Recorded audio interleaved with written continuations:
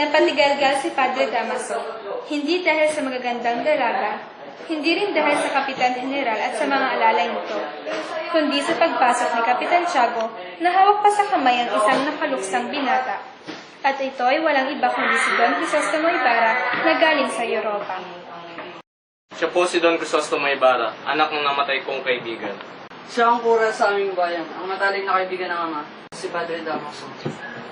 Hindi ka nagkakamali, pero kailanman di ko naging matalik na kaibigan ng iyong ama. Naiwan mag-isa si Don Crisostomo Ibarra sa isang sulok sa bahay ni Kapitan Tiago. Ikaw nga ba ang anak ni Don Rafael Ibarra? Maligayang pagdating. Sana higit kang mas maging mapalad kaysa sa iyong ama. Nakausap ko ng iyong ama at masasabi kong napakarangal niya. Dahil sa mga papuri mo sa aking ama, ay nawala ang aking mga alinlangan tungkol sa mga bagay na hindi ko maliwanagan. Wala siyang malapitan upang magpakilala sa kanya sa mga dalagang panauhin.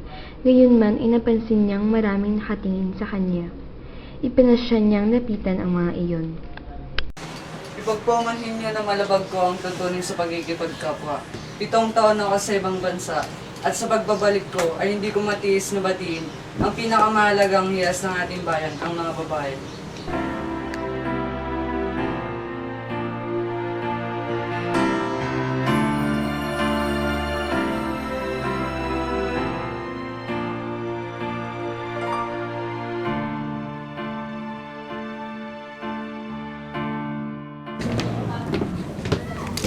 Ulit!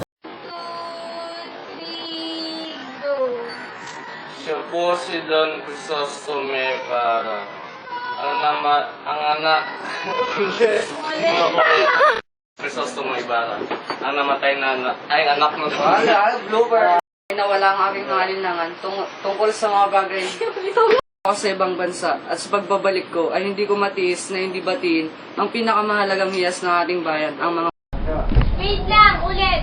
Lights, camera! pagkikipagkapwa. 7 taon ako sa ibang bansa, at sa